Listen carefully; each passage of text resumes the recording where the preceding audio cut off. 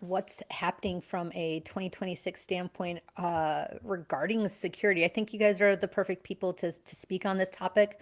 We will be waiting for one more person to join us, Sergeant Carrie Costanzo from the Chicago Police Department.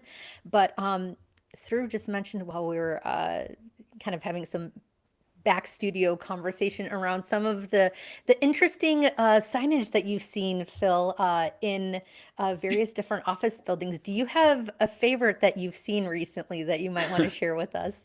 But my favorite ones are always like the most like head scratching ones, like the sign, the paper sign that gets printed out and stuck on it like an exit door, and the sign says "not an exit."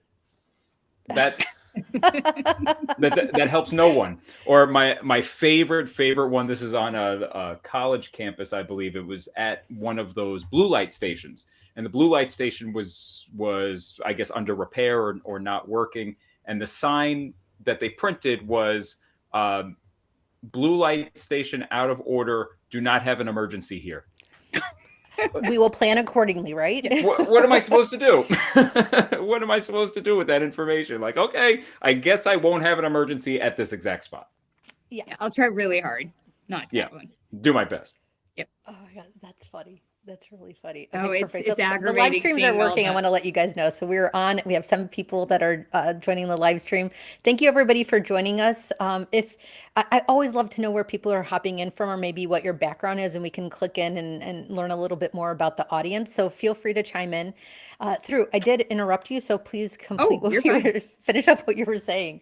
No, I was just gonna joke around about how I think that people talk about how high tech their building is, or that their whole they've got beautiful architecture, clean lines, clean slates, and then they've got laminated plastic signs everywhere that just show everything. And like it's just so mind-boggling that that passes somebody's test. Their design test is like plastic signs, laminated plastic paper signs that give directions. I'm like, this is not. We're in a world of modern tech. If like your iPhone came with like a paper, a paper thing that you had to follow every single time, we would just be in a very different world. We have such different standards for buildings, and I'm just It's hoping. funny you say that through like, and I know this is probably not the topic of the conversation, but design aesthetics, right? We put so much effort into the tile and which turnstiles we choose, and then you go into the building and there's these big gaudy cameras, Yep. and they're facing different directions, and they're not like my favorite example of this is like you go into a brand new office building and they have four cameras in one spot, each one looking in a different direction. It's like, you guys have never heard of a multi-sensor camera before? Like, we could have done this just in one spot. Yep. As a general everyday person, no, I've never heard of a multi-sensor camera. So yes, fair enough. I mean, it depends who's installing it and everything. So That's let's. true. But you know what? Can I actually tell you guys? As also as an end user, I would go as far as like, hey, I'll. A paper sign sometimes even is progress in a scenario where I've actually gone to a number of buildings and there's no one at the desk. Well, that's like that's a like problem. like sometimes you That's go there and you're a like, oh, I'm not major really sure problem. where I'm supposed to go. And of course people like, I mean, I think that's going to be a natural thing, but that happens. Okay, you guys, we've got, oh wow, fantastic, we've got 18 people on. Thank you everybody for joining. Again, please hop in the comments. We're going to have a live conversation. Anybody that has a question, opinion, please voice it in the chat. I'll definitely be interjecting that like throughout this conversation with Phil and through Carrie. Again, Sergeant Carrie Costanza will be joining us shortly. One of the most recent things that happened in the space of security is actually the heist, I guess, or failed or attempted. I don't even have all the specifics around it, but pertaining to the Louvre. Are you guys familiar with what actually happened there? I am. I am. I've actually been doing quite a bit of in my own investigative research, I suppose, on what happened and ultimately what went wrong there that enabled this heist to take place. I mean, here we are in 2025, and these folks pulled off like an Ocean's 11 type of heist, and a couple of them have been caught, but a few of them are still at large, and I don't know that they've actually recovered any of the assets that were stolen from the museum, which is crazy. Oh, I didn't So know what that. happened, Phil? Like what? So tell us more about your sleuthing. Yeah, so I'm trying to figure out exactly how they pulled this off, right? Without, and able to get away with it, because you think you walk into a museum and everything's behind glass, and it must be really hard to steal stuff, which you would think. But the way that they were able to do this is obviously they got a lift.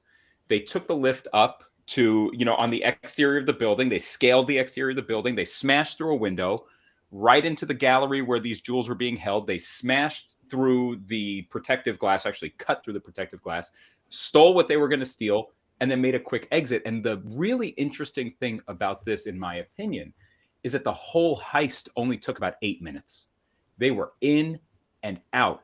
And the reason why, and I think we'll get into this as part of the conversation, but the reason why they were even able to get as far as they got and accomplish their mission was because the museum didn't have the proper detection apparatus in place, whether that be policy or equipment. Ultimately, the cameras that were on the outside of the building weren't facing the direction that these thieves were approaching from. And of So course, they found a blind spot in they planet. found a blind spot. That's it. And by the time they smashed through the window and got into the gallery and stole the stuff, that extra time that was required for them to set up the lift, scale the lift, get through the window. Of course, once they break the window, the alarm goes off. But so they had at least an alarm on the windows. They had the alarm on the window. They had the alarm on the cases. But had the museum had cameras that were looking in the direction of where the lift was going up, it probably the whole thing could have been avoided. This is interesting. I mean, Megan Lamani in the chat, she actually mentions also they escaped on scooters. I mean, there's something very Italian job about this as well. I mean, I know, I realize I'm laughing and I mean, honestly, okay.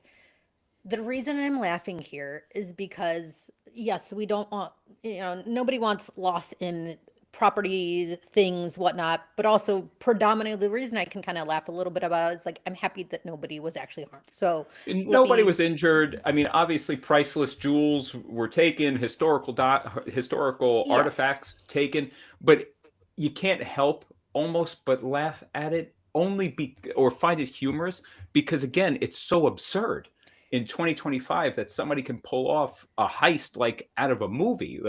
We wouldn't think that something like this would even be remotely possible, given the amount of electronic security. Whenever you walk into a building, there's cameras everywhere, there's access control everywhere, there's alarm systems everywhere, and yet they were able to pinpoint and exploit the one blind spot that the Louvre had in its security posture, which obviously now they'll have the Louvre and their security team, I'm sure, are going to go back and make sure that they put a camera out there and everywhere. Yes, exactly. This will have a whole cascading effect of reevaluating policy, procedure, equipment, all of that stuff. But it is sort of absurd, and you can't help but find it a little humorous. One more question regarding the apologies. Go ahead. Oh, that's great. I was going to say, I think a little bit of what's humorous about this is that the people that put the planning in place, and Phil, I know you have run into this just as much as I have, they presume that they've got the best security program in place, right? That everything that they've chosen is the best in place. And what the pain that I have with the industry as a whole is that there's a lot of people that play in this industry, and there's a lot of misinformation about this industry as well. That said, there's misinformation not because it's malicious, but I think that the industry is moving so fast from technological change that everything, people can't keep up with it. So the training around it, all of the new technologies, sure, you could put more cameras on. You should you should make sure that every single inch of the place is covered and able to see. But human eye on its own is not going to be able to do the work of what now AI can be brought into the picture and start to detect anomalies.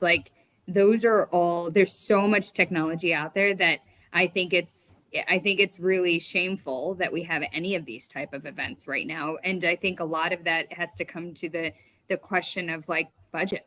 Who pays for this? And I had this shower thought the other day, and Jackie, I think I told you this on our call, but we look at security budgets as like a CapEx type of like a one-time cost once every 10 plus years. But you have like app updates and security updates in the world that we live in on an hourly basis, on a daily basis. Like your, antivirus software on your computers are every few months, but yet we don't have that expectation of changing out security infrastructure, hardware, software as often. And so we make that investment when a building is reconstructed or retrofitted or built. And then we're like, okay, well, we're done. We're not going to put that into an ongoing operating cost, but it should be. Security shouldn't be a one-time cost. No, absolutely. And really to drill down on that point through, like, as security practitioners, I'm a physical security professional certified by ASIS. What they teach us is life cycle assessments. Right? Just because you bought a system doesn't mean that system doesn't need to be constantly tested, right? And it's not just about, all right, we bought the cameras. Who's watching those cameras? What's your monitoring policy? What's your recording policy? When was the last time they were walk tested? When was the last time they were cleaned? Like that. I live close to New York City, and I can tell you every time I walk down a city street, I can look at those cameras and I see a thick film of dirt on them, and I wonder what the video quality even looks like. And I'll throw a shameless plug in here for the Secure Building Council. This is one of the things that the SBC is attempting to solve with SHIELD certification. So SHIELD certification is sort of like LEED in the sustainability realm, where in the security realm, we don't have well-documented standards. Through to your point, there's a lot of salespeople, me being one of them. You can trust me. I swear you could trust us. But there's a lot of salespeople out there trying to sell you stuff. And rarely do you find a document that you could say, okay, this document, if I adhere to it, will have the outcome that's expected for physical security. And that's ultimately what the SHIELD certification is aiming to do, is create a standard that any building operator could open up and say, all right, we want a system and we want it designed in this way. And then I'd love to see that. They try and do that on the HVAC side of the buildings. But, absolutely. Anyway. And I wholly believe that this will happen one day. Yes. Well, SHIELD certification is coming. We're going through the process of ratifying the document, and stay tuned. Right around actually this time next month, right around ISC East, we're going to be releasing the first white paper associated with SHIELD certification. It's a very exciting time in our industry. Phil, do you think that that's then going to be associated with a whole slew of like baselining buildings against this SHIELD certification, first and foremost, to understand like how the building is currently networked and or designed? Yeah, I'm hoping it's going to spark a conversation at the very least of, okay, I'm a building, I have all this stuff, here's the SHIELD certification. Do I meet the requirements of SHIELD, or have I built a program that is within the realm of SHIELD certification? And if it's not, there's nothing to say that you have to adopt SHIELD. But if you can see a document that says, oh, these industry experts say I should do this, this, and this, and oh, I'm missing this component or these components, well, then at least that gets you to have that conversation. Because right now, it's one of those things, you don't know what you don't know. And that can be debilitating for an organization. Like the Louvre did not know that we needed a camera facing this way to detect people on a lift coming up that way, right? But it's a blind spot that hopefully a document like this, or documents like what the Secure Building Council is putting out, will enable at least those conversations to take place. If I may chime in a little quick, we have a few comments I just wanted to share. And actually, here, let me back up a little bit. I think I need to give some proper formal approvals. And I am texting with Sergeant Carrie Costanzo about her timing as well. But so today I have joining me through Shiv Kumar, CEO of Cohesion, and Phil Coppola, Secure Building Council, as well as HID Mobile Tech Evangelist. I realize that's not a formal job description, but I think it's more fun. It totally is. I'm like, I like that one. one. Let me just hop in with like a few of the comments here. So thank you guys for joining and commenting. I do actually want to get into the kind of bulk of the conversation, but make sure that you guys know what's going on. Phil Perkins, question to ask whether they hacked into the CCTV system and if what firewalls they have in place. Good questions. Security in 20, also from Phil Perkins, security in 2026 needs to now look at cyber and physical security with its greater effects now, not just guns, gates, and manpower. Ding, ding, ding. Nathan Mills commented, shout out to the SHIELD movement. Yep, thumbs up. And then Phil Perkins also commented in, HB 188 might be of interest to you, Phil. It's the Australian standard. So maybe check into that. Yeah, for sure. And Phil, you're 100% correct with regard to like cybersecurity and physical security need to be sort of almost one and the same now. I mean, I'm sure you see this quite a bit, as much as I do. A lot of security projects are now being taken on by IT departments, or at least the IT department and the cybersecurity folks are now a stakeholder in whatever decisions are being made on a physical security project, whether those are cameras, readers, panels, intrusion detection systems, because ultimately they're riding on the network. And I think the IT folks really want to be assured that best practices from an IT perspective are also being trickled down into the physical security world. I mean, let's face facts. Companies like HID, we make a fantastic product. It doesn't die. And so it stays on the wall probably longer than it should from a cybersecurity perspective. And the IT folks have no idea that this is like the standard practice. Or if you look at a Mercury panel, Mercury, great product. Again, it doesn't die. It's been in a can in an IT closet for 20 years. What version of TLS does that support? What version of OSDP does it support? Oh, it doesn't? What is that? But like, again, blind spot. The IT department doesn't know what it doesn't know. But now, Phil, to your point, these things are starting to happen, especially in the large enterprise space, but it needs to be more of a sort of a holistic approach for any organization, really. Phil, if I may, I think what I'm getting from that is like a summarization of, I mean, because there are people joining that aren't necessarily in the security space, and there were a number of acronyms there that I don't even know what they are. But I think the takeaway ultimately there is that there is legacy systems that are remaining unchanged for far too long. I feel like you've probably seen a number of different things from your vantage point. If we've talked about a few different security blind spots. I'd love to understand, like, from your vantage point, maybe like, is there like one or two top things that you're noticing consistently from buildings that you're auditing? Yeah, I think so. One of the biggest, I agree with Phil that there's a lot around the IT network standpoint that we've got work to do on.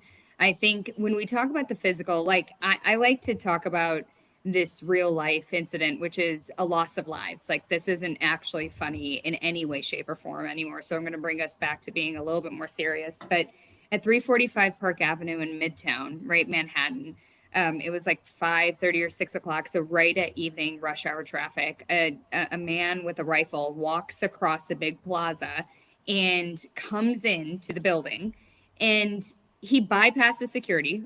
We can, he bypasses it. Not effectively. However he did it, it did. Exactly. But he does, and he gets through, and he had a motive to get to where he was getting to, and he was able to move within the building. And so if we think about that movement within the building, that is the stuff that is a massive blind spot and vulnerability. And I think it's a big shame on building owners and operators who allow this to happen. And I see it every day. So like, when I bring this up as a vulnerability, people are like, oh, what are the chances that that's going to happen? I go, well, do you really want to figure out what those chances are?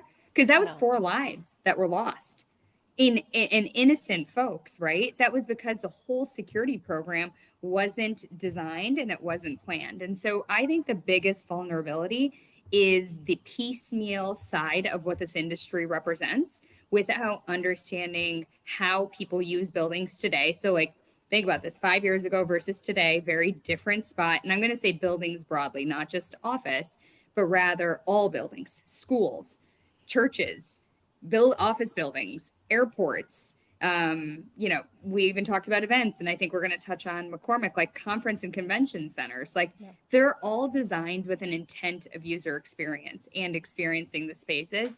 Yet security is so behind on matching that experience that I think that that's our biggest blind spot.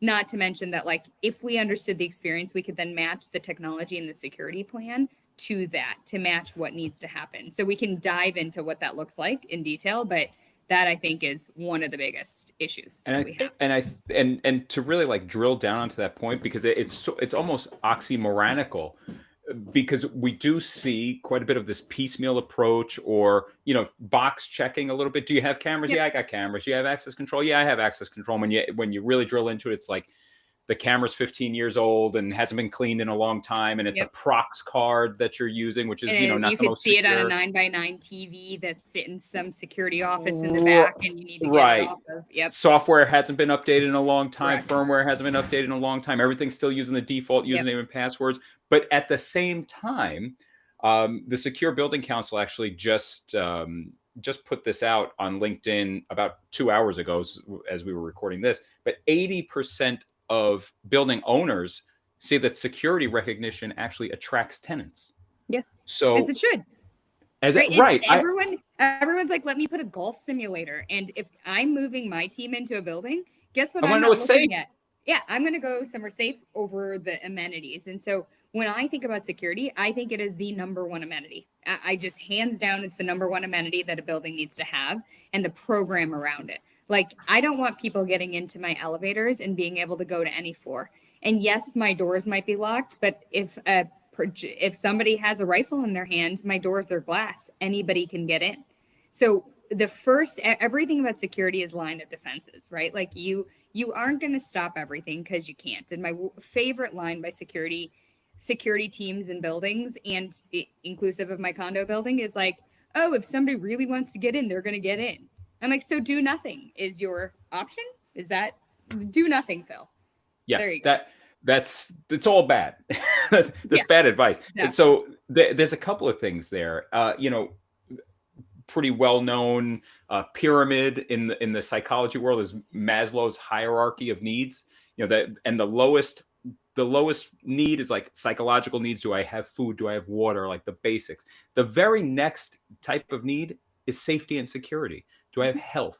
Do I feel secure? Do I feel like I can be myself in this environment? And like, if that's like beyond food, water, and shelter, the next thing up that people need is to feel safe.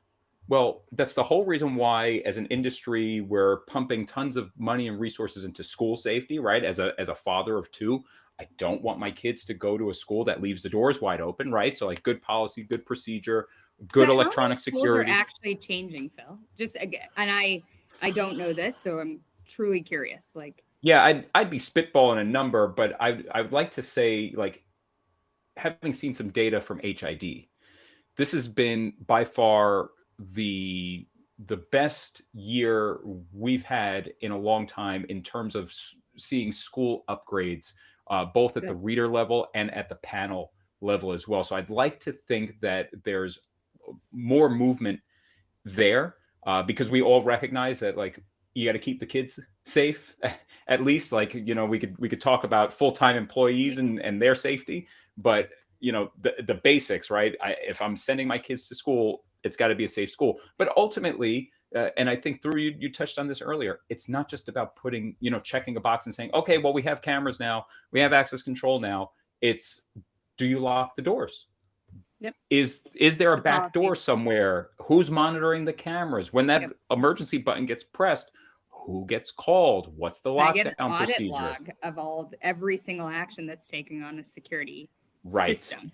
Yep. Let me interject here real quick, because I'm not coming into this conversation as the expert, but I am super curious. I mean, and whether we're talking about schools or just professional environments, ultimately any built environments that I'm entering, I think about the security. I don't necessarily think about it from the level of depth that you both do, or knowledge. So I guess where I want to, like, what can technology do? So for example, if somebody's like, I do genuinely have that question, and I realize this maybe seems like a softball to anybody listening, but like as I'm getting it more and more into this and understanding it further, like so like let's say somebody hops a fence or something, let's say somebody accesses it, like what can technology do that, and I realize that sometimes people are sitting watching or zoning out or whatever degree. I mean, it's a lot to watch, I think, like a screen or a monitor for potentially 8-hour shift 100%. with complete deliberate attention. So like, Well, and if you ever walk into a security office, how many times do you see somebody on their phone and not actually watching the screen? So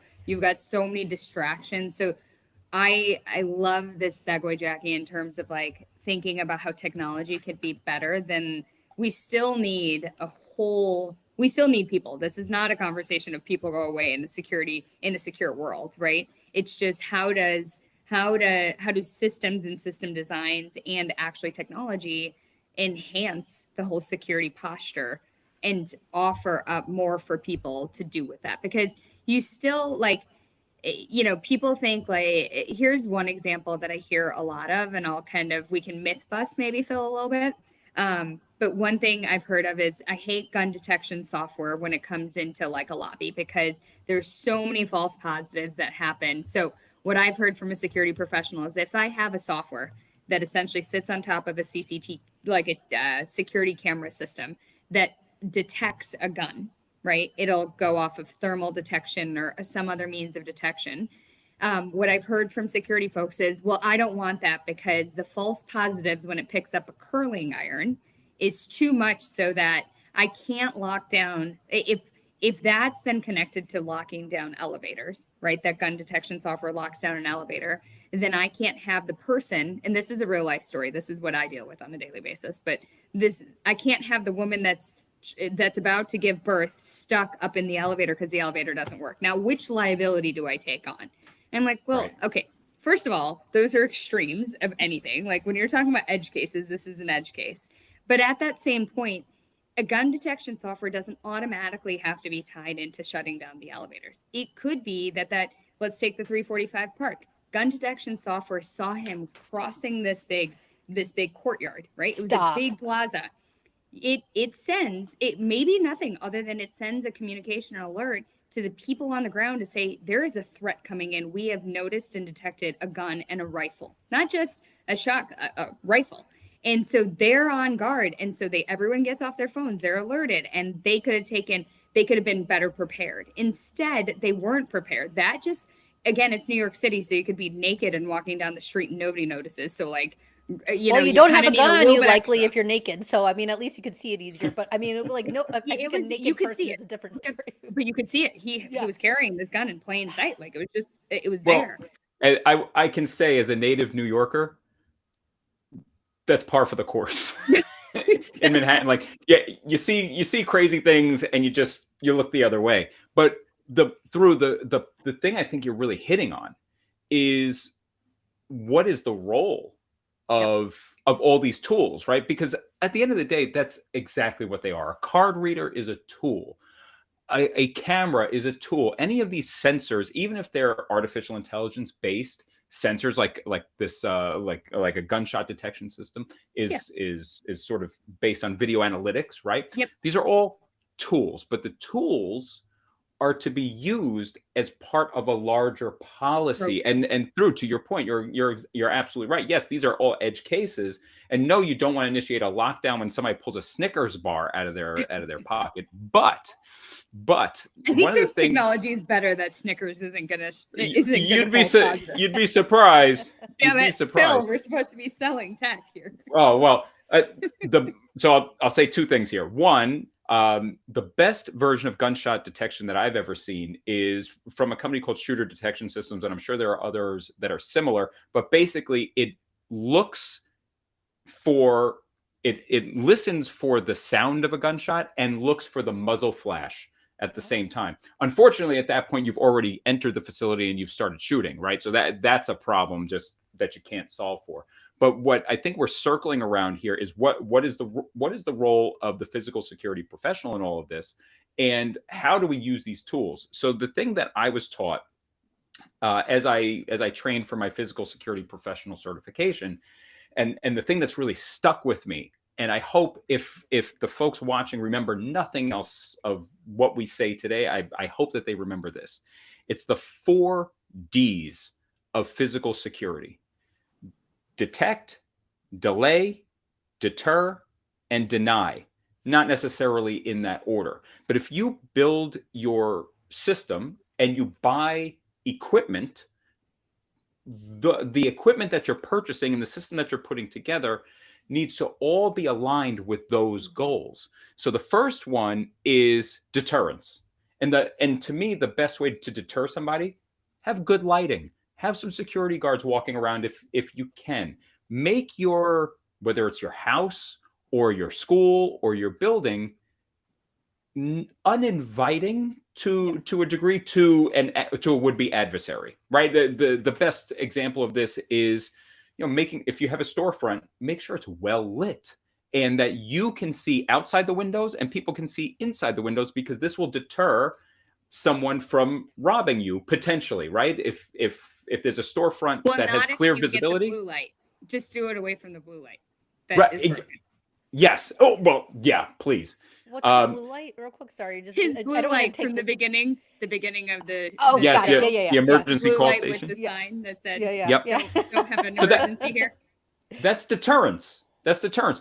Good lighting, like that. That's all good stuff. Because if you have that store that has the bad lighting next to the store with the good lighting and the clear visibility, guess who's going to get attacked first, right? This is just human nature. Yep. So that's deterrence. The next one is detection. And ultimately, this is where we all play in the electronic security realm, because all of these tools are intended to detect something as early as possible. So we've deterred them as much as we can. Now somebody's made the decision, you know what, I'm going to attack you. Okay, well, how early can I detect them? This is what we were talking about earlier with the Louvre. They didn't detect it early enough. Right. So we let them into the building, and then all the alarm bells go off. So detection is paramount, and detection could be, simple things like a camera, watching a camera that could be powered by an artificial intelligence engine to tell you, hey, there's motion here and it looks like a human and it looks like they're bashing your door open. Right. Having good sensor technology on your door. Right. Making sure that, like, if there's access control on it and somebody forces the door open, that's going to trigger an alarm event, things of that nature, right? So that's your detection layer. And then delay. What is the asset that you're trying to protect? Is it intellectual property in a data center?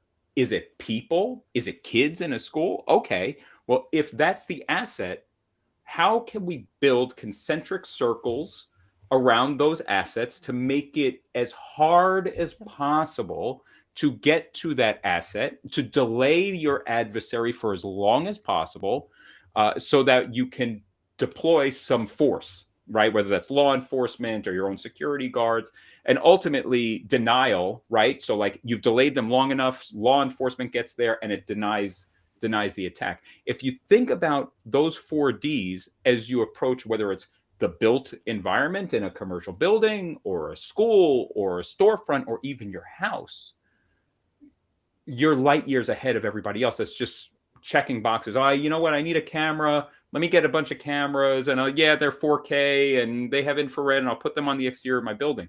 What are you trying to detect? Yep. Oftentimes, if you ask someone that, they stare at you blankly. What are you trying to protect? What do you mean? What am I trying to protect? Well, what are you trying to detect? Oh, I want to detect an adversary. Okay, well, if that's the case, are you putting them at the entryways? What angle of view is your camera? All of these things start to come into clarity when you start designing your system based on these 4 Ds. There's obviously way more than that, but if we could just start there, that we're light years ahead of where we need to be. So does Shields take this framework of your 4 Ds?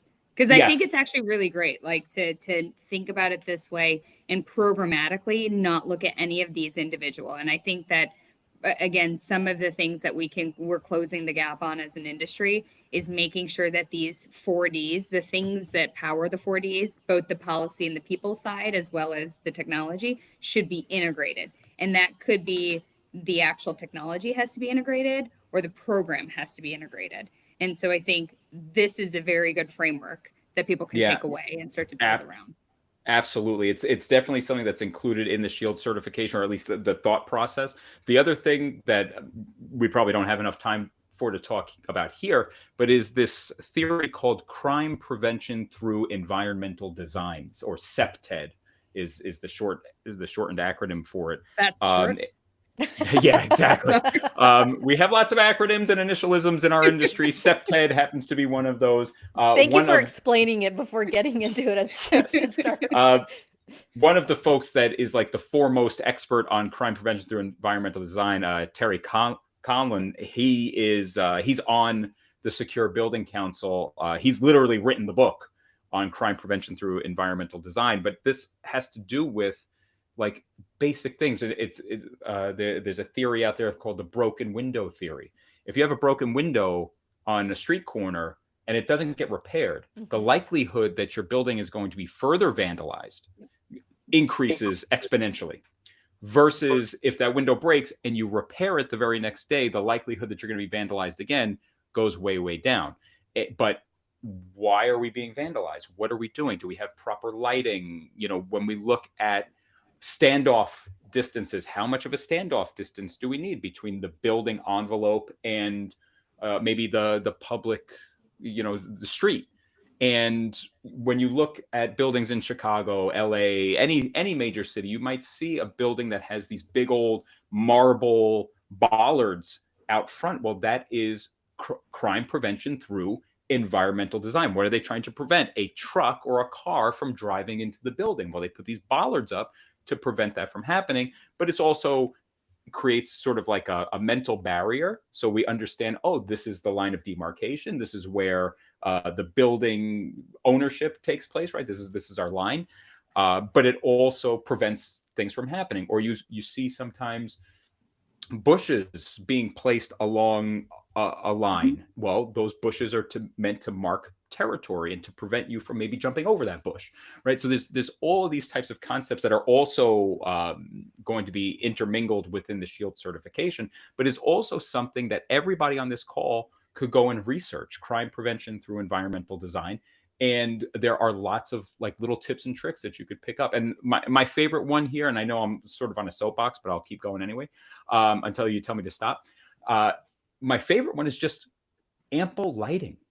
Like just put lights outside of your establishment to define your space, but also to deter a would-be bad actor, because who's going to, attack a building that's well lit, because now they can be seen clearly. An adversary is typically going to attack a target that is not well lit because they have concealment. When you take concealment away, it acts as a deterrent. So like the cheapest thing you could do before you even put up cameras and access control, I would love you to buy as many readers as you possibly can and put in as many cameras as you possibly can and buy all kinds of software. But maybe the first step is just put up some lighting, see what happens.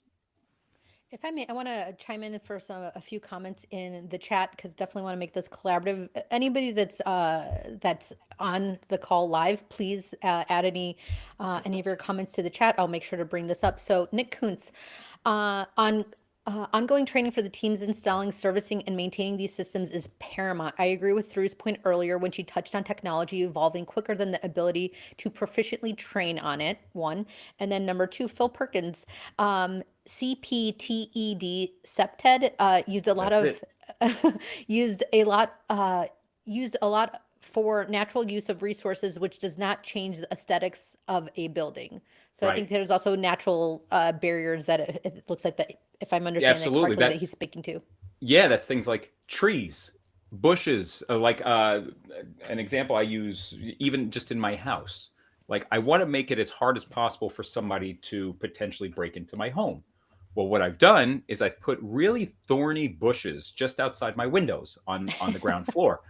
That is crime prevention through environmental design at its core, right? The bushes look nice, but if you want to tangle up in them, go ahead. A, it's going to hurt. B, there's cameras out there. There's ample lighting, and C, it's going to delay you because now you're having to deal with the bushes, right? So now it's, as an adversary, am I going to attack this house with the bushes and the well lit area and the cameras, or am I going to go next door to my neighbor's house, right? And So D, that's, your kids are never going to try and sneak out of their windows. well, that's a benefit. That's a benefit. So we have one more comment too from Andrew G. Thornburn. Oscar Newman's resource, Creating Defensible Space, is worth a read for SEPTED. He was the founding authority on it. Yes, So that was the original book. Oh, was it? Okay, perfect. So I do want to also continue evolving this conversation. Well, can I just address Nick's comment about training is paramount? I think that one of the things, there's a lot of, when we think about who installs and who are the experts in this industry, there's obviously the vendors, the tech vendors that have the systems. There are consultants, although I will say that there's less consultants than we need in order to shift that are kind of independent, that I would say across the industry. We at Cohesion do both. So we can play independent, but we also have software and products that solve a lot of challenges. And so I think consultants, and then there's the security integrators who are the folks on the ground. They're the ones doing the work, doing the installations.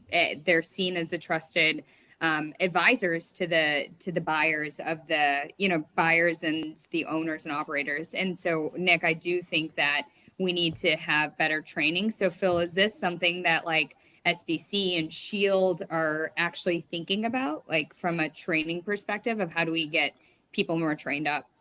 Yeah, I think that it really is the genesis of why the Secure Building Council was even founded, is because of the recognition that there's not enough consultants. There aren't enough consultants. There's not enough training out there. And really, like, if you look at the security industry in general, you say like, I want to learn to be a security expert. Where do I go? Well, there's not really all that many options for you. Like if you really wanted to learn wiring of readers to panels, there's limited resources.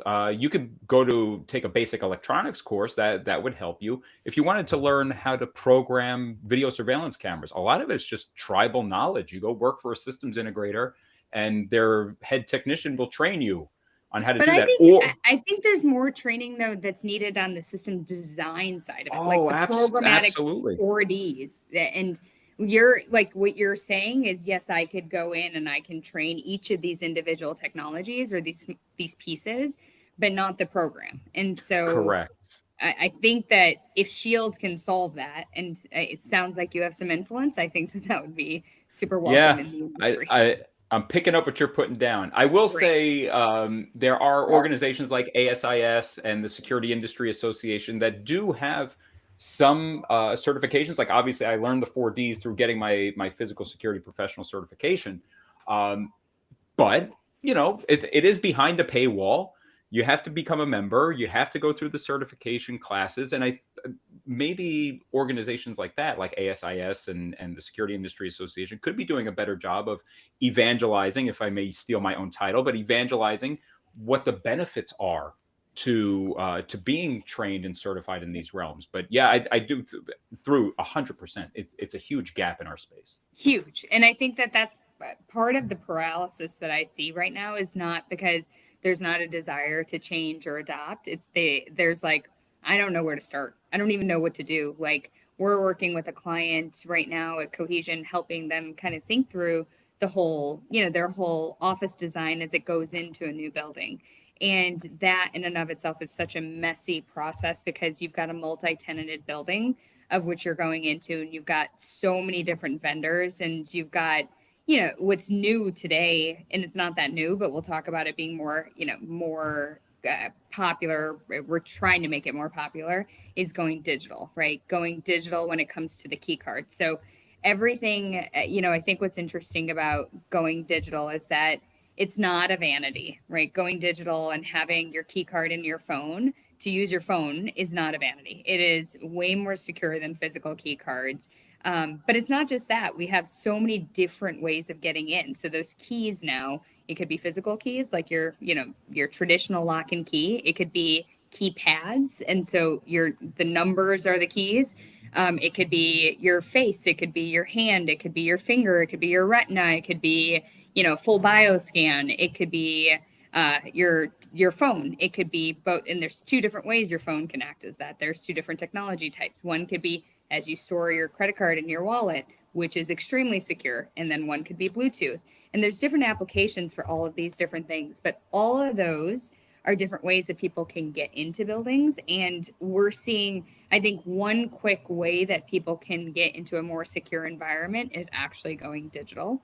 And I think that digital leaves, it is, again, it's one of those things that it's expensive. I think the biggest deterrence that I see is it's expensive and I didn't plan for the budget. Well, I think that, again, security is something that you should have an annual budget for. It should not be a one-time CapEx cost every 8 years or 10 years. And I think that, you know, going digital offers so many more benefits and has an ROI that people oftentimes have a hard time quantifying. So I know, Phil, you've got opinions on digital as well, as do I. But I think that we should spend a little bit, like 5 minutes on digital, because I think that's one of the fastest moving technologies, as well as one of the things that you can make a quick change here that makes your environment that much safer. Now, listen through. You've done it. You've wound me up. You knew. I thought I was the mobile evangelist. You did a fine job of that. I'm learning from the best. Hey, listen. Now you're gonna make me blush on live on LinkedIn Live. So yes, 100% agree. There's so many more efficiencies, not just budgetarily. And from a return on investment perspective, but also from a security perspective. You know, everybody feels like, or at least I feel like a lot of people think that we've always done it this way, right? I've always given you this plastic card and here's your plastic card, and that's how we get through our buildings. And nobody ever stops to think how often people actually lose that card. And Jack, you and I had this conversation. There you go. I was like, every day, all constantly. day, not because, all day, and honestly, it's not because I mean to do it, but I just do it, and it's because I left it in the car, or it's buried in a different bag, or like I'm just why flustered. Is that because everything else sits on your phone?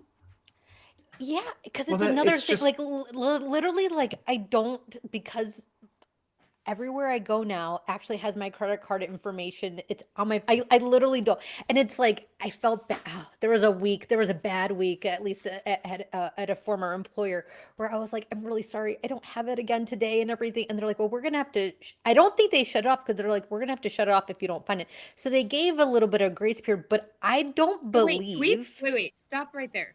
They said they might have to shut off your card. Yes, because I didn't have it for a few days. If you lost that and somebody found that card? I wasn't thinking from this vantage point, but this is a very true situation. That's exactly the point. And this is policy and procedure stuff. Again, we can sell all the best technology in the world, but if it's not leveraged properly, if it's not behind good policy, then it's all just for show. I call it security theater. Here's your card, and if you lose it, we're not going to do anything about it. So okay, well then what's the point? I heard a stat that, like, when somebody leaves, so I think the regular cadence of again, it's changing, and I hope it changes. One thing I'm really trying to push hard is that people access control in buildings are partitioned so that if you're the company, you can manage your own people, that you're not emailing the building to then say, hey, Jackie no longer works here, so please remove her from the system, because that delay, one, there's a lot of vulnerabilities. Two, most of the building security are third party, and they're not audited to see how many people were emailed that day and such that, like, your key card was actually removed. So I heard a stat, and there is no great industry stat, so this is somewhat anecdotal, so I want to say that, but I've heard a stat that as few as 30% of those cards are decommissioned. Only 30%. So yes, 70% of cards are still out there, which means that rogue employees can come back to the buildings and access the buildings.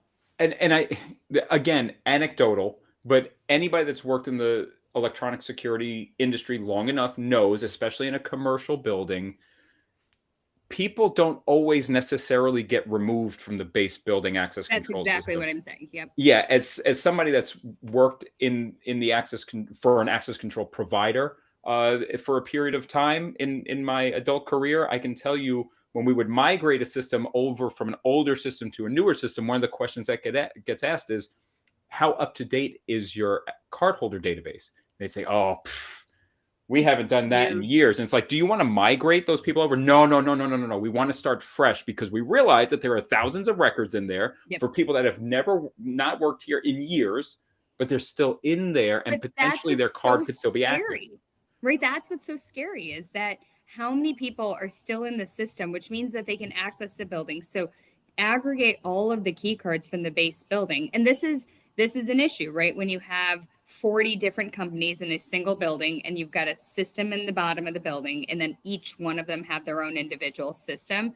What in simplicity, what partitioning means is that if HID is a tenant in that building, they can go into that system and they can remove their own people. They don't have to, we take out that email queue. That's it. So now that the HID now owns that process, and very few people allow for that. Jackie has a hand raised. So I do. I want to interject. So this is a fantastic conversation. I wanted to make sure everybody was aware through. I saw you commented in the chat here, but for anybody listening, please stick around. Sergeant Carrie Costanzo with the Chicago Police Department is joining us in 10 minutes. I realize then we're going to be going a little bit long. If you have a heart out, please come back and watch the rest of the recording. But you know, I can't imagine what it is being a Chicago police sergeant and what that looks like. No, so I'm glad she's not prioritizing us. So yes, yeah. So she is joining. I want to make sure, but I feel like there's going to be some really good information. I actually feel like a lot of this is actually going to tee up that conversation really well. And while I have the stage, I'm going to just interject with a few more comments from the chat. So, here we go. Phil Perkins, access control is what the client wants to spend and what their risk is to their business they wish to protect. Manpower and electronics is needed to be combined, skills-based staff for frontline security, as well as those things that a security officer can be exposed to when handling basic help and how to fix an issue in the electronic space. Agree 100%. Nick Kuntz kind of, I don't know if you guys know each other, but he's like mobile credentials, ha ha ha, coming from Phil. I think he appreciated that. Nick also, this happens far too frequently in multi-tenant spaces, I think, through speaking to exactly what you are speaking on. And one more thing, because I feel like you guys are so good back and forth. I would like for, I feel like one of you guys may have some thoughts around this, but like, just generally the evolving workspace and kind of these, let's call it hybrid work environments, but also like previously, let's call it pre-COVID, post-COVID, I think that there is a bit of a demarcation there where it was a little bit more structured in terms of what the workplace environment actually looked like to what we're just the reality of the world today. How does that play into any of these security measures that you guys can speak to? Well, I'm going to tee something up for you. Okay, great. So hold your thought. You go. Because I actually, yes, there's a very clear line of demarcation between pre-COVID and post-COVID. Nick, to your point, the mobile credential guy, right? But also physical credentials. If you look at the physical credential methodology, the policy, the procedure around them, hasn't really changed from as far back as the 1990s when we started first issuing them, through COVID and beyond. And what I mean by that, especially in the commercial real estate world, which is a space that Thru and her team play extremely well in, the probability that if you are a tenant in a base building, you're going to have at least 2 cards is very high, right? One for the base building, one for your tenant space. And there's also a probability that if you're the CEO and you have 17. Yeah, exactly. Yeah. You might be walking around with like a Mr. T style necklace of all these cards because you need one for this building, one for that building. You have the one that gets you into your space. Oh, but this space was acquired through acquisition and they're not on this access control system, they're on that access control system. And so I have to have a different card for that one. And then they play the round robin of beep, beep, which one's going to work, which one's going to work, which one's going to work. As And an end user, though, please don't give me multiple cards. That is so Well, irritating. that's on the company. nobody wants that. Nobody wants that. It's so annoying. There is never, so I'll just put this as like, this could be my soundbite, right? That you never need 2 key cards ever. You have 2 key cards because somebody didn't plan the right way. It is fully an integration exercise. It is a planning exercise. The technology has been there forever because I know in some buildings, Jackie, you've probably gone in and you had a key card that worked downstairs and it worked upstairs on your office suite. It is purely who designed your system and your plan. Key cards can take on. Yep, go ahead. No, I was going to say, but at the same time, like now that we're moving from a physical credential environment to a mobile credential environment, theoretically, you could have multiple cards. You could have 10 key cards and it feels like one. But they're all just on your phone. And when you tap your phone, the reader knows exactly which card you're trying to access. Yep. And will give you access granted or access denied based on your access control privileges. But this also now has to be part of the decision-making process. What is the user experience going to be getting through the door?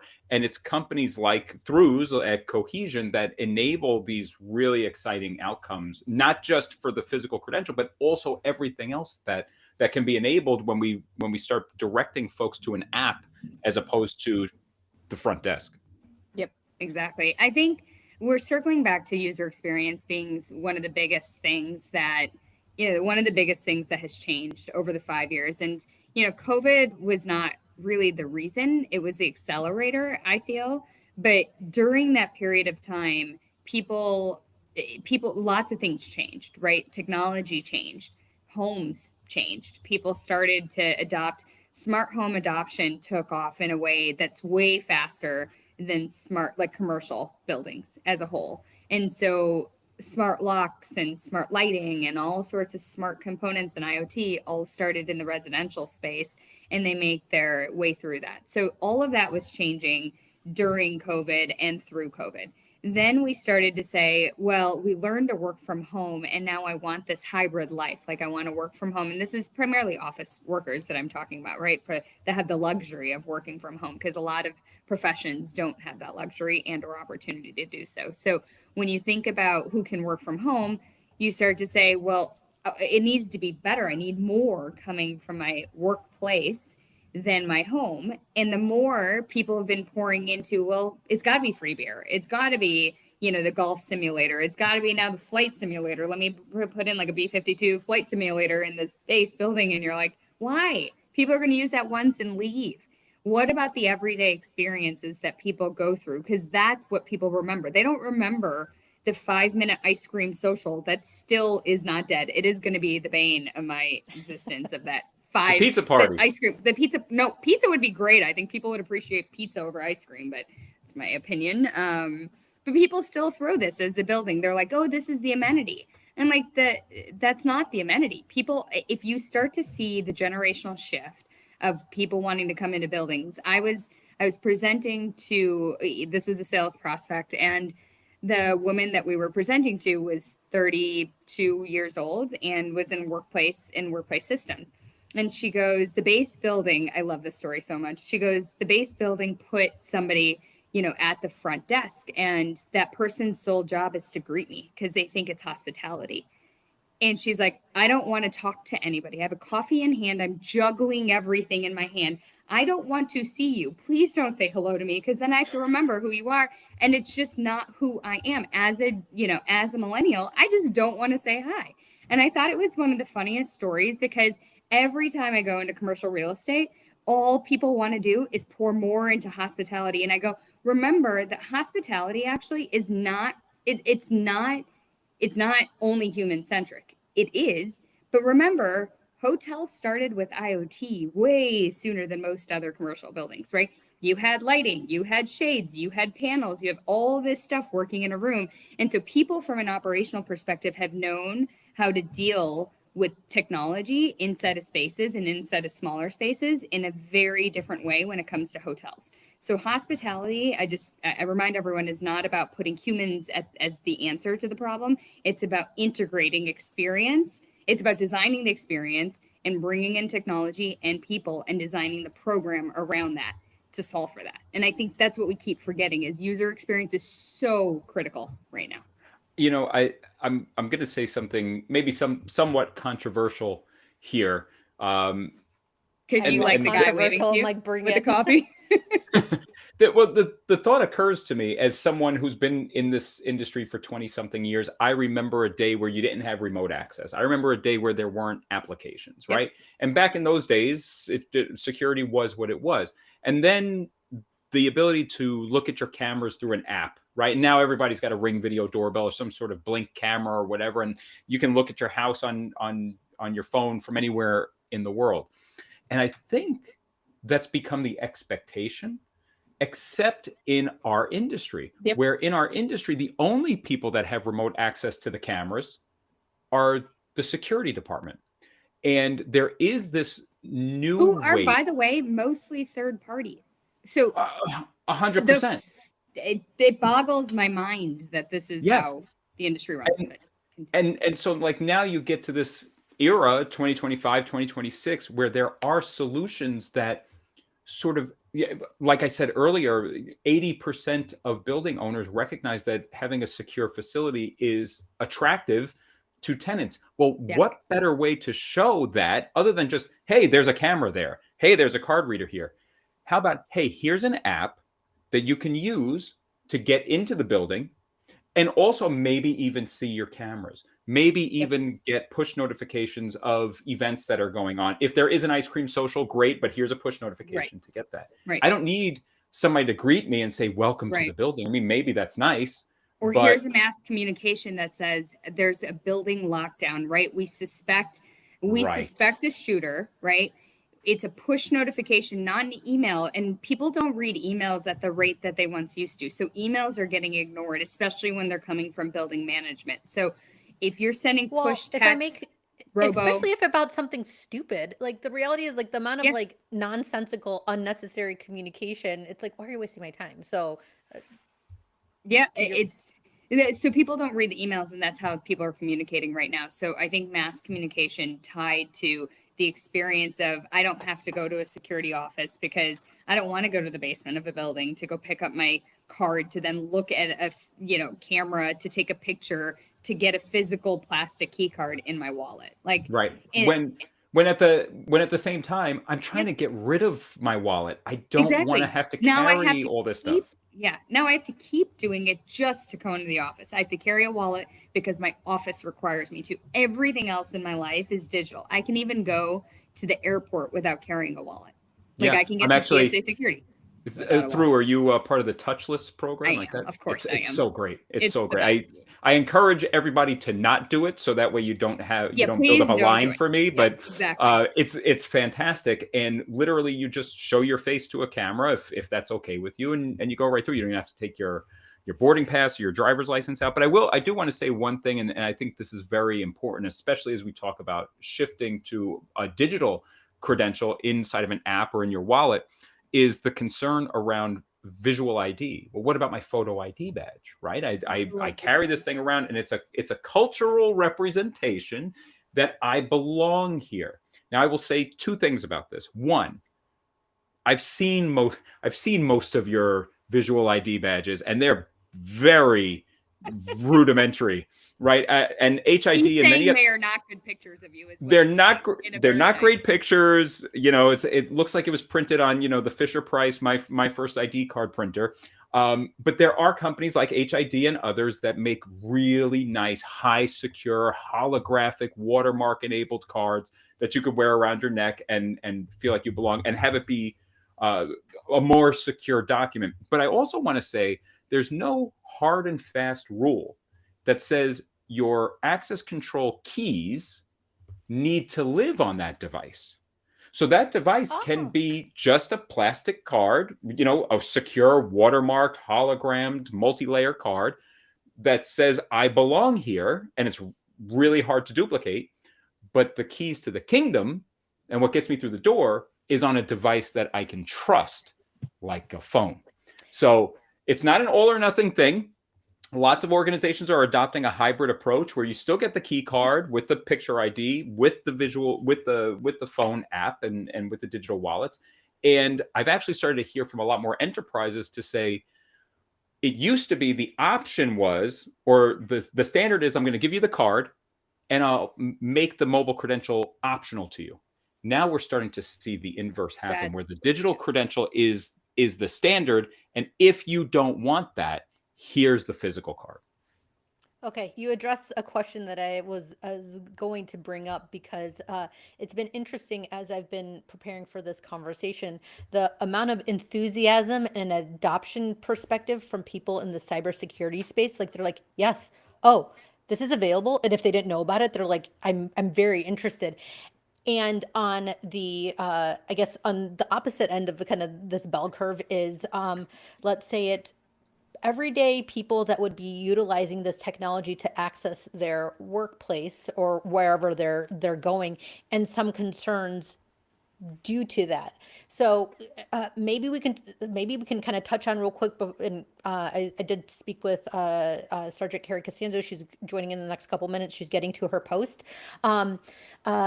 From the end user perspective, people are concerned. They're like, what about, like some people might like want a little bit of flexibility. Some people want the choice of, I don't necessarily, some people maybe don't want it on their phone. Some people are like, yes, I want it on my phone. Some people are concerned about like some security measures and what potentially adding additional layers of access on their phone may mean to like their data on their phone. So can we just touch on that real quick? I think what Phil mentioned, that choice is really what we want to provide, right? From an end user perspective, the ability to have one or both is still, I think, gold here. I think that from an end user experience is what we strive for. But with the push to get everyone to digital is better because, one, it's just more secure.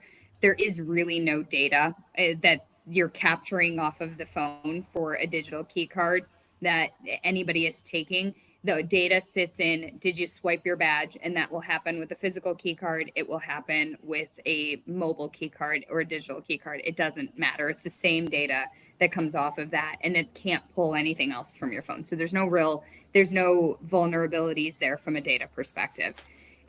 We go through, those of us who provide that solution go through rigorous certification and testing, all from Apple, Google, HID, all of the vendors, to make sure that there are none of those vulnerabilities from a data perspective. And all of us are, we've got the certifications that we need, which is SOC 2 Type 2, ISO, all of those certifications that protect the data of our end users.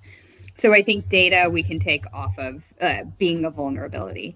I think that from a company organization standpoint, it's easier to auto revoke a digital credential than it is a physical credential. Meaning, if somebody leaves and or somebody joins, that process to get them or remove a key card is instant, versus it taking steps. Well, and then Drew, can I just double click on that? I hate that expression, by the way, but it seemed right here. Yeah, excellent. I give you this card and I say, here's your picture on it. Here's my company logo. Here's all that stuff. Wear that around your neck. And now it looks like you belong here. And then I do something bad and you terminate me. Are you going to get the card back?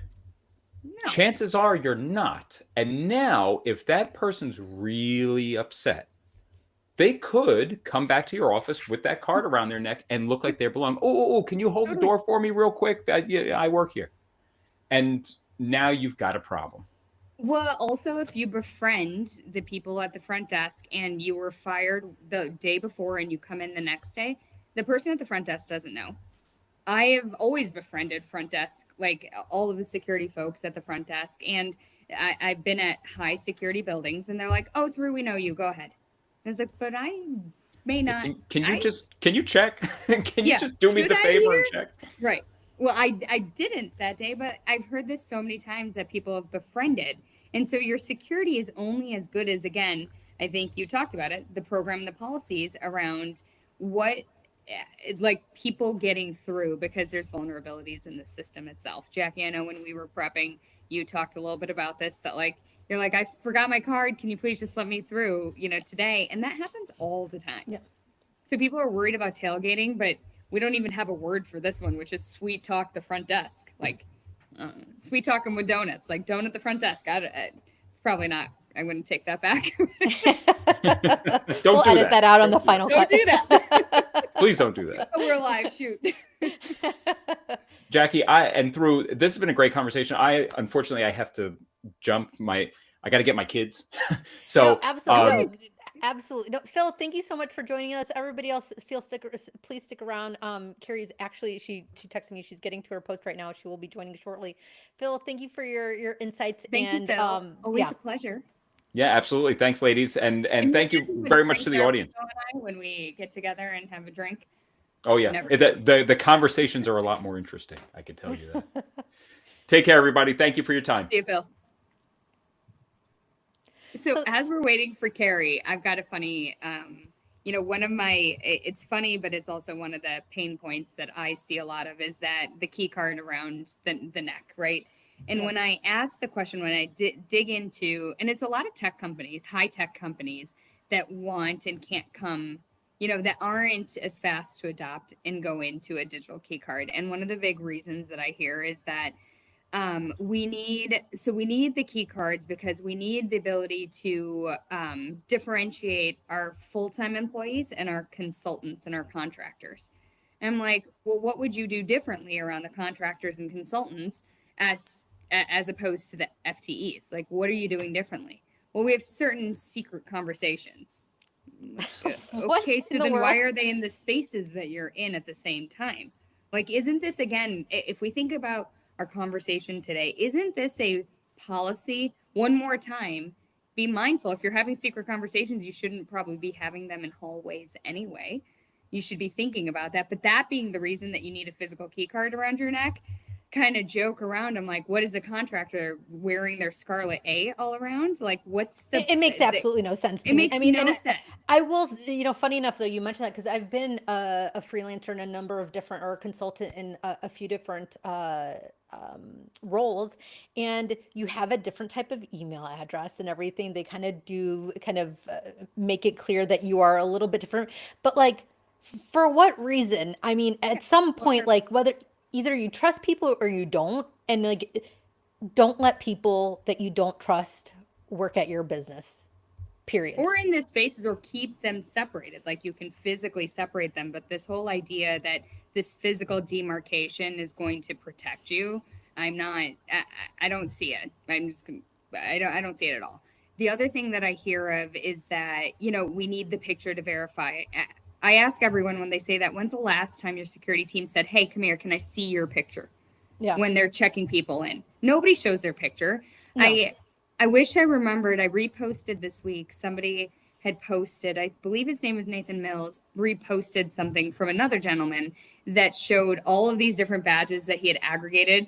And he goes, do you know how easy it is to replicate a badge? Like, I can just throw, like, here I know the design of the ID and I can print my own thing. Yeah. And so the ease of being able to physically replicate something is so simple. So when we say it's more secure, the digital side, it's because this physical replication is so easy. And so you think it's more secure because that's what you're used to, and you just are probably scared of new technology adoption. It's nothing but for that. And so my encouragement is to anybody who's not in the security industry, if you're in workplace or real estate or just an everyday employee, ask the question, like, why don't we have that? Because it will make your life easier, both from an operational standpoint and an administrative one, as well as an end user experience.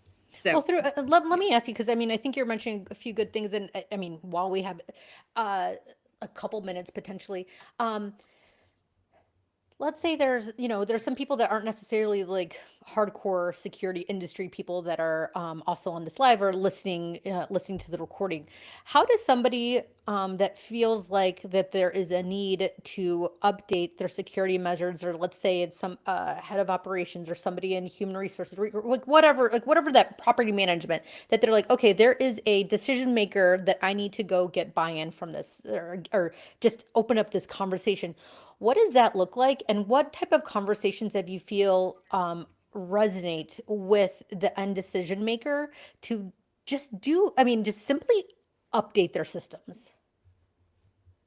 There's a lot there. I think that I think what I see most of is the hesitation to even have that conversation. I think that most decision makers, if you say, I need to do, I need to harden our security. I want our building, our place, our workplace to be more secure, our school, anything to be more secure for the people who are in them.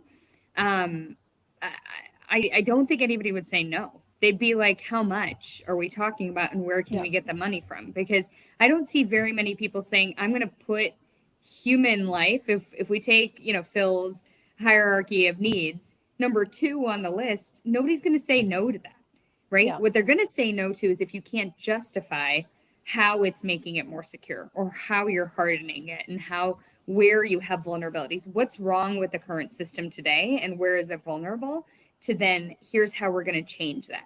That, I think that conversation never had, I shouldn't say never, but is rarely ever had to say, I just, partially because the same person that's going in to ask is the same person that brought in the system 5 years ago. So they don't want to sound as if they brought in the wrong system. The truth is they didn't bring in the wrong system 5 years ago. That was what we had. And Right. technology evolves. And so I think the idea that taking that security is not a static thing, that even perpetrators, they watch for vulnerabilities, they study it, they understand where the vulnerabilities become, where they are, and that's when they do it. The Louvre wasn't, these guys didn't plan that heist in a month. They probably planned it over the period of years, right? Figured out exactly, Oh, pinpointed absolutely. where that one blind spot was, right? And that is how that's how they got there. And so when you think about that, that means that you can't have a static program. Static programs can get people infiltrate static programs. So as technology evolves, so does every human experience. Human experience is not without technology at every step of our day. That is not where we're at in the world today. Well, and to your point, I think it's my takeaway, at least, and this is probably the perfect time, at least, to really be thinking about it, where when you're selling through or whatever, getting buy-in on whatever your 2026 budget actually looks like, where we're cutting one expense, whatever that is, exactly from the existing legacy system, and at least considering, hey, here's what, like, leveling that up and potentially, like, maybe, I don't know, a phased in approach and everything. If I may plug Cohesion, I actually think that your smart access system is actually incredibly affordable. So I was Yes. actually really shocked. So, I mean, if I may, please, I'd like to Thank plug you. Cohesion.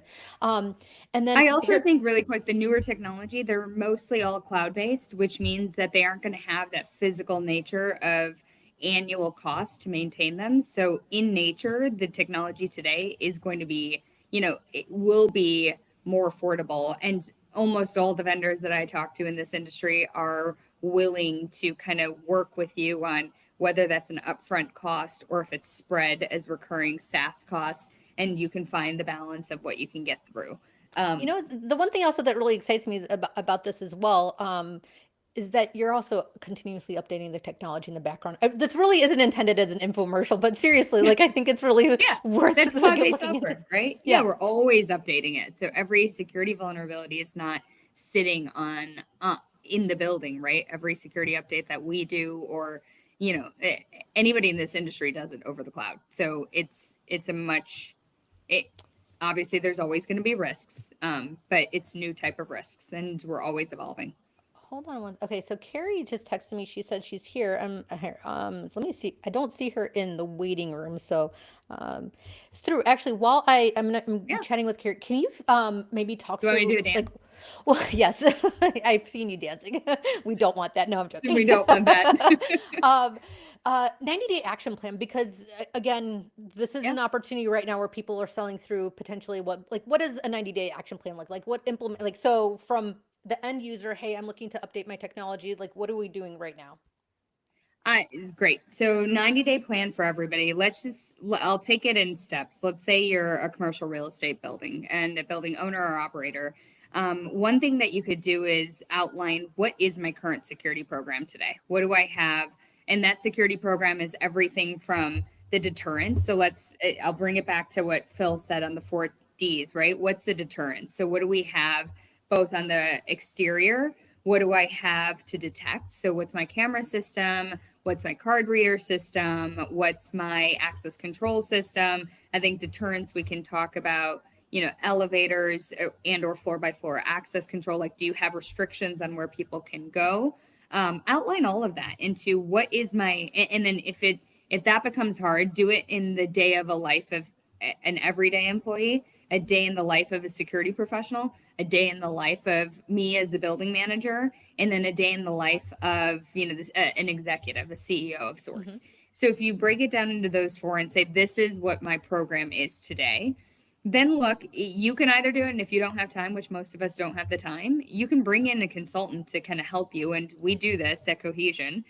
We can help you outline what it is that you can get to, right? Where do we want to strengthen? Where are the biggest risks, and where can you strengthen?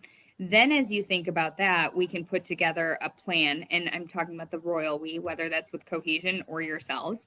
You put together a plan to say, okay, this is where I want people. I need people and I need technology. And so you start to outline the plan of and the program of how all of this is going to work together. You don't want to do any of, and I see this just over and over again, that people are so siloed in that they think about one thing as only one thing.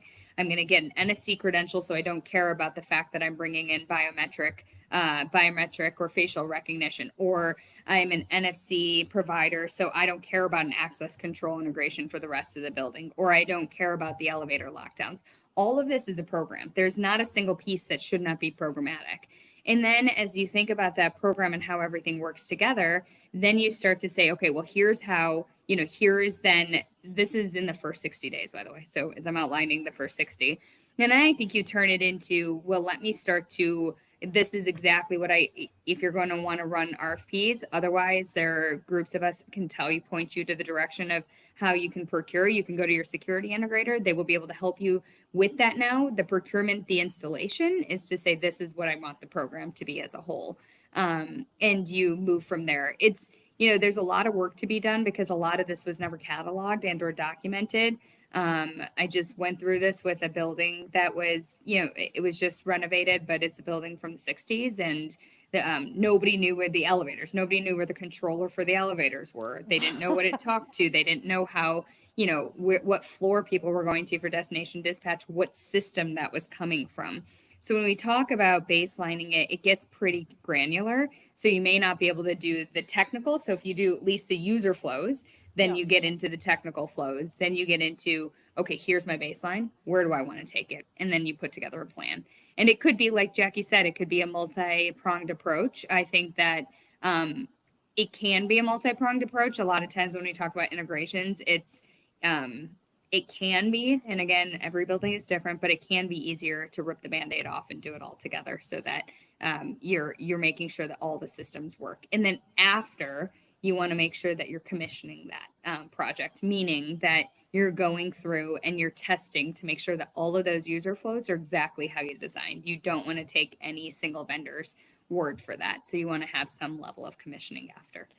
If somebody's listening that works internally, that is head of or if you were to do one, like let's just if they were to do one thing, just one thing to at least like get like for 2026, what would you say?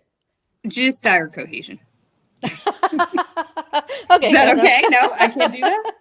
I mean, I can, I guess. It's my way to life. Oh, I No, know I that's all. I think the one thing is that I think go digital on the key cards, because no matter what you do, that's a big step in the right direction, and then you can take the steps to go anywhere else. I think that's one big way. And if you can't get there, then at least bring in some data platform to outline and get some data for you to understand where your vulnerabilities are. Like match up how many employees you have in your database to how many key cards are outstanding. Seems like a simple exercise, but it's not that simple. There those of us that know how to do that rather quickly for you. I personally would love to see just generally like better security measures. I'm thrilled that Phil had even spoken about it earlier about like the better adoption for some of these security measures by schools. I'd like to see a lot more. I'd like to see a lot more. Like, um, Yes, you I and mean, me there's, both.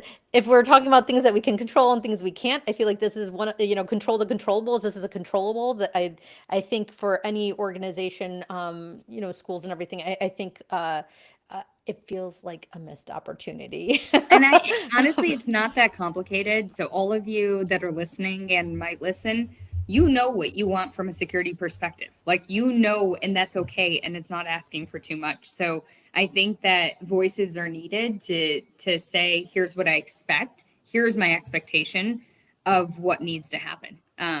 From a security perspective, for me to feel safe. I remember since I'm buying some time, I live in this condo building that is in the city of Chicago.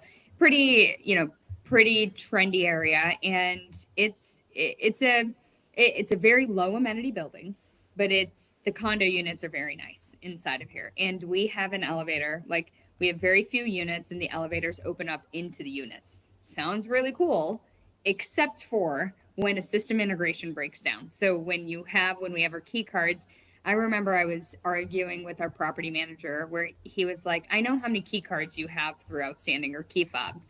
And I go, how many do you think I have? And he goes, you have two. And I go, I have five sitting in my pocket right now. And he goes, what? And I go, I went to Home Depot and I copied them in the key fob copy I machine. didn't know you could do that. Oh, 100%. You could do every key card in there. Like almost all key cards. Now, there's some super encrypted ones that you can't do anymore, but for the most part, you can take anything that's on the street and replicate it. And those key fobs. So he goes, and he was stunned. And, of course, HOA was like, oh no, what are we going to do? And I was like, this is real. Then I had another gentleman that is in this complex that is a CISO. And he What is the goes, CISO? cyber it's information security officer. Okay. He's like a professional hacker. He literally, we were at this meeting and he comes up and he goes, guess what? And I go, what?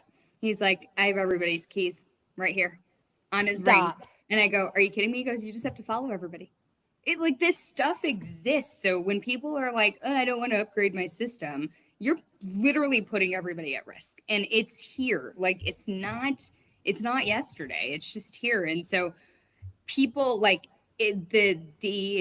all of the residents in my condo building, led by me, started making a lot of noise to say we need hardened security here. Like Yeah. I can't have that when I buzz in a visitor to come in to drop off a package, I can't have them. I can't have them coming into my unit. So I'll stop there because we got Carrie to join us. So. Harry, can you So turn your sorry. No, don't apologize. Yeah, turn your camera the opposite way Ugh. if you could. Let's see if you know what? Actually, Okay. here. You know what? Do you Turn guys it see back the the old other. technology? Oh, I love your tech. It's great.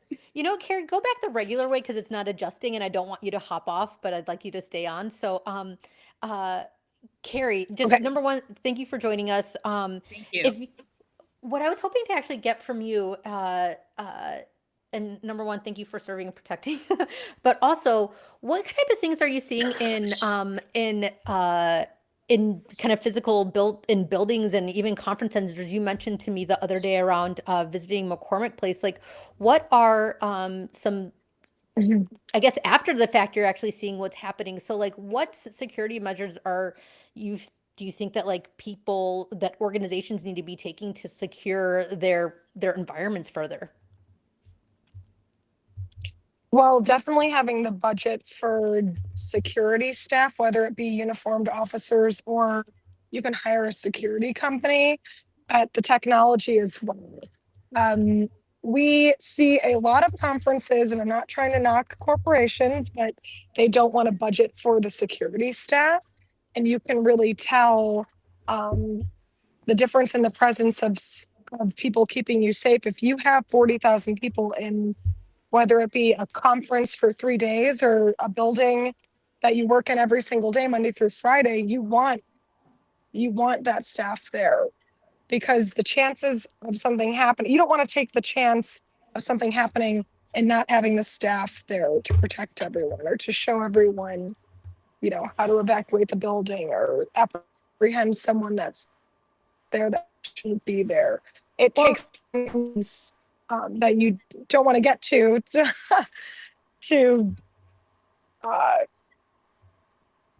mistake and it for something that's people's lives.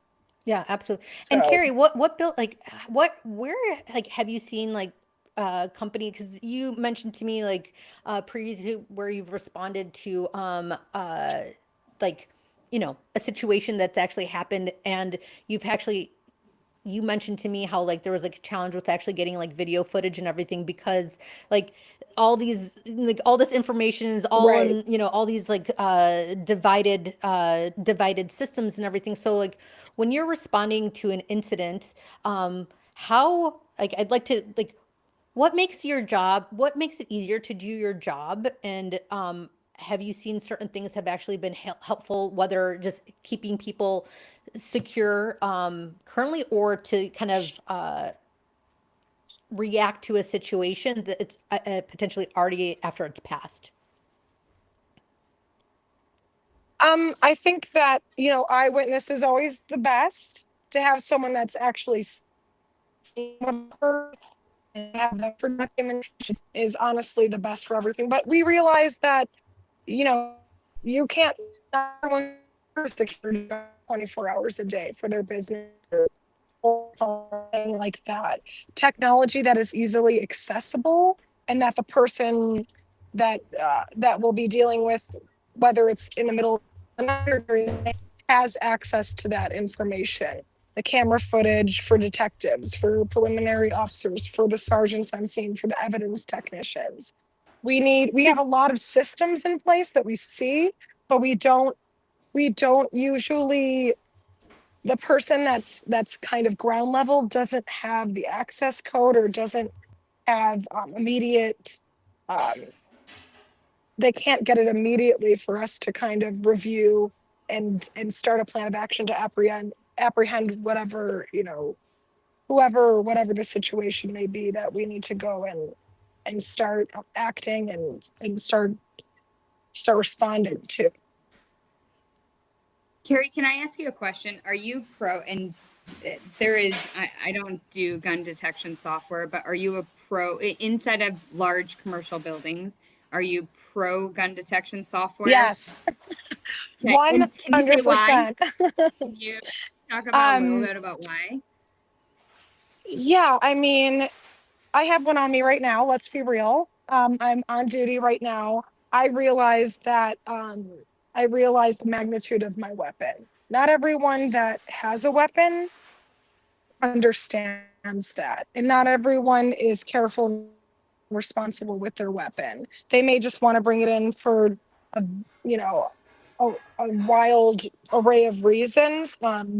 Most of which is themselves, hopefully, but there are the outliers that want to bring it in for ill intent. So to have, which is right now. I mean, you think about when you go to a baseball game and you just walk through, um, and it detects, that is amazing technology. We could do the physical checks, but that takes manpower. That takes, uh,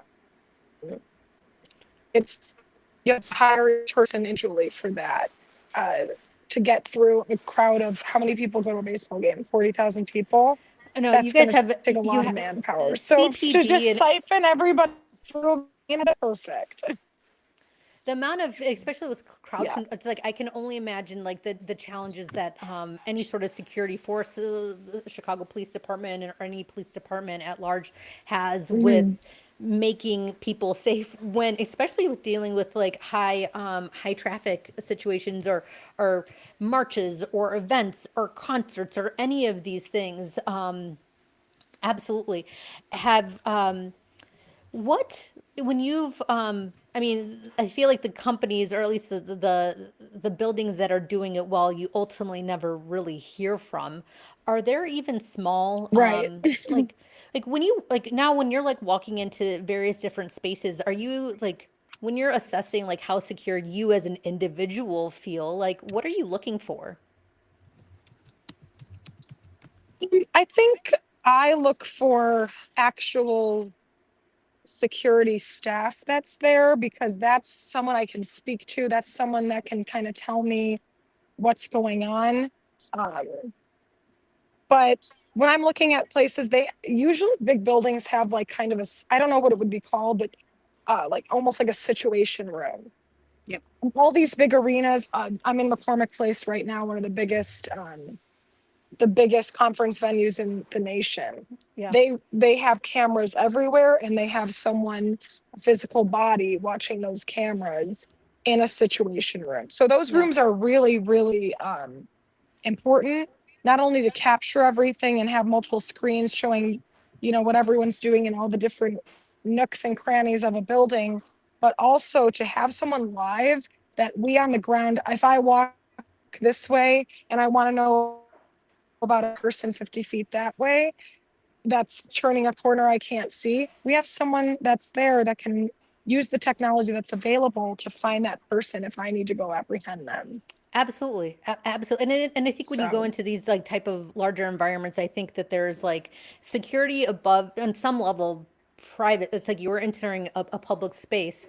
And I think, through, we've kind of mhm, spoken to this before, but like like with say like any of these situation rooms where you can like have the technology actually trigger like, hey, this is potentially a bad actor. Hey, this person has like, is carrying something, and then ultimately like work in tandem with any with you know the police presence or security, be like, all right, this person needs to be addressed, like the technology can help you get there, and ultimately then the person kind of resolves the situation, or are able to actually call in for reinforcements, whatever that might look like.